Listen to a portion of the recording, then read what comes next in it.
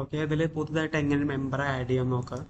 മെമ്പറിൽ all members എടുക്കുമ്പോൾ ഈ ലിസ്റ്റാണ് വരിക. അതിൽ റൈറ്റ് സൈഡിൽ ഇത് എൻ്റെ മെമ്പേഴ്സിൻ്റെ ലിസ്റ്റാണ്. ഇതിൻ്റെ റൈറ്റ് സൈഡിൽ ആഡ് ന്യൂ മെമ്പർ എന്ന് പറഞ്ഞൊരു ഓപ്ഷൻ ഉണ്ട്.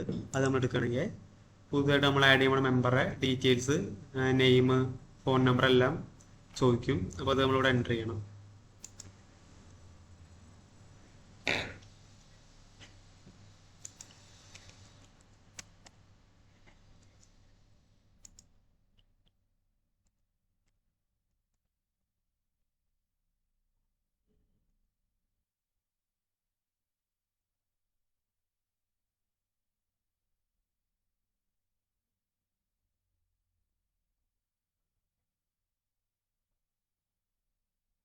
ഇത്ര ഡീറ്റെയിൽസ് നമ്മൾ കൊടുത്തിട്ടുണ്ടെങ്കിൽ ഇവിടെ ക്രിയേറ്റ് ചെയ്യാൻ ബട്ടൺ ഉണ്ട്.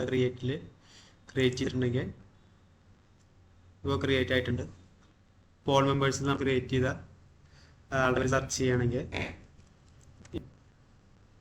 നമുക്കിവിടെ കാണാൻ കഴിയും.